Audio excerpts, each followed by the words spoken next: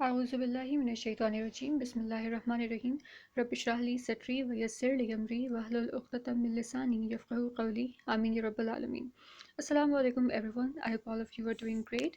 Today inshallah we are going to start off with the 14th lesson in catch-up series where we are going to study a very important point regarding Laam-e-taareef and whether we have to vocalize it or not. Alright, so we've been studying this Laam-e-taareef and for quite a while now, and this is inshallah the final point in this topic. So without further ado, let's get on with it. As usual, it's quite a busy slide, but of course we're going to study it in segments. So first of all, we need to see what exactly is the concept, what is the reason behind it. You see, there are some letters that have the capability to silence the Laam-e-taareef of this prefix al. Okay, so for example, we are all familiar with our Muslim greeting. Okay, so we say Assalamu alaikum. Alright, we never say, alright, so we say Assalamu. Okay, where is this Laam-e-taareef? It is not vocalized here. We never say al-salamu alaikum. We don't, right? So you see there are some letters that have this capability to silence this Laam-e-taareef, while there are many other letters that do not have this capability. And for example, we have the word al-insan, for example. Okay, al-insan. Okay, so you see this letter alif is vocalized as well as this thing. Okay, so we have this vocalization of the Laam-e-taareef because of this alif.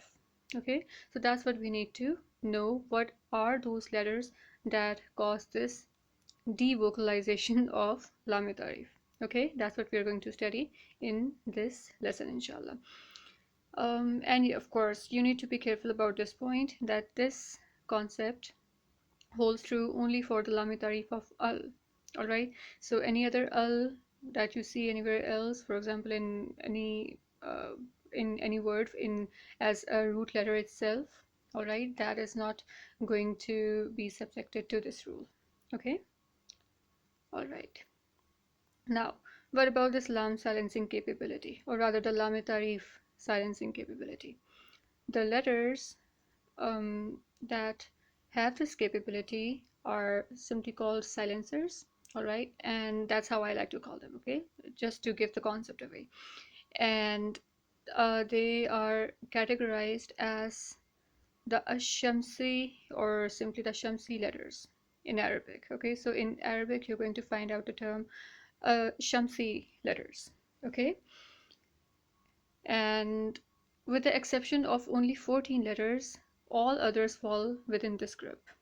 Okay, so we can say that all the letters are Shamsi letters unless they are one of these 14 letters, which are non-silencers or simply the Qamari letters. Okay, what are those Qamari letters? They are over here.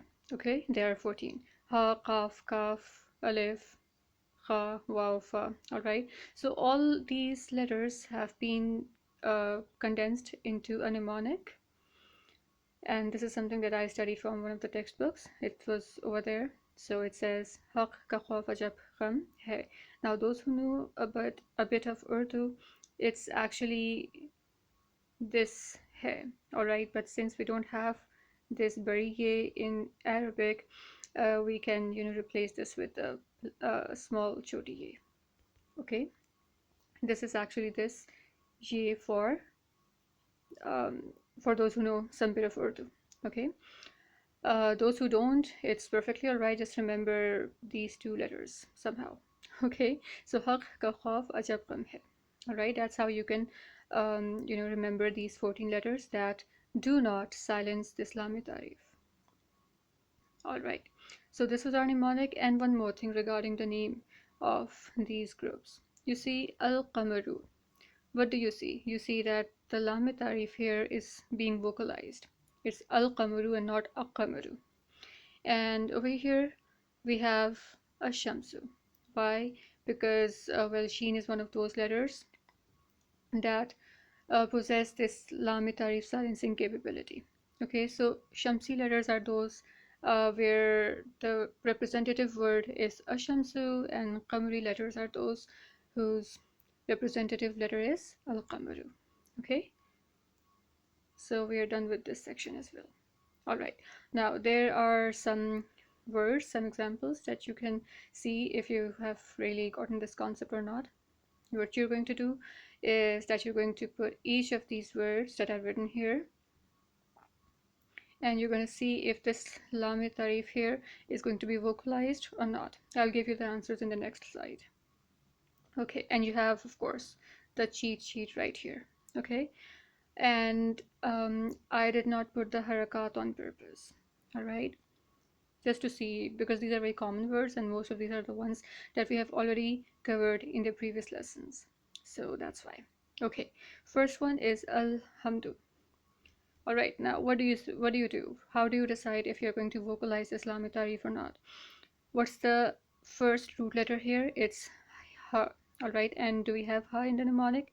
Yes, we do. So you are going to vocalize this Laam-e-taareef, alhamdu.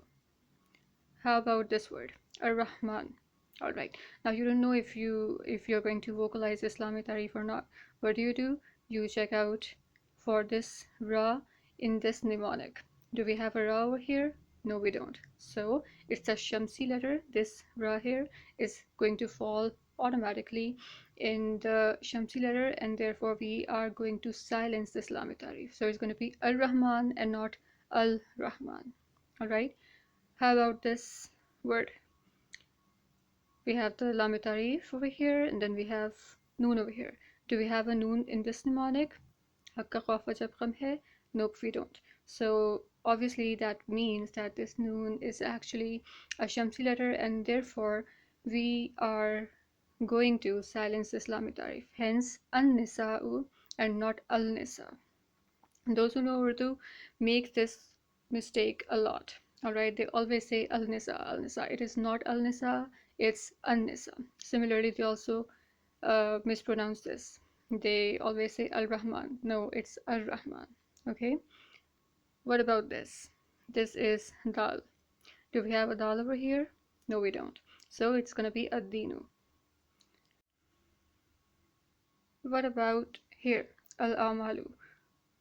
We have the letter alif over here. Do we see any alif in the mnemonic? Yes, we do. Here it is. Okay, so what does that mean? That we are going to simply vocalize this lam, and it's going to be pronounced as al-amalu, and well, we are going to vocalize it. It's really difficult to not vocalize it and then say it. Okay, so that's how you say it. Okay, what about this? We have Saad over here. Do we have a Saad over here? No, we don't. So it's going to be as-siddiqu and not al-siddiqu. Once again, those who know Urdu make this mistake a lot. Okay, they always say al-siddiqu and not as-siddiqu. Okay, al-abidu. What do we have here? The letter is N, and do we have an N over here? Yep, we do. So al-abidu. Okay, so we are going to vocalize Laam-e-taareef. Similarly, al-kazibu. Why? Because this kaf is present in this mnemonic. It is a Qamari letter. Okay, hence this Laam-e-taareef is going to be vocalized. All right, al-masajidu. The letter over here is meme. Do we have a meme over here in this mnemonic? Yep, we do. It is a Qamari letter, therefore we are going to vocalize this Laam-e-taareef.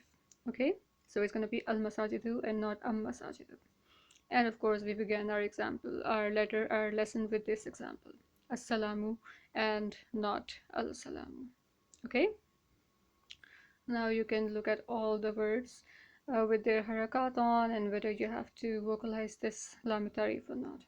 Okay, so you can pause the screen and study these examples for as long as you want.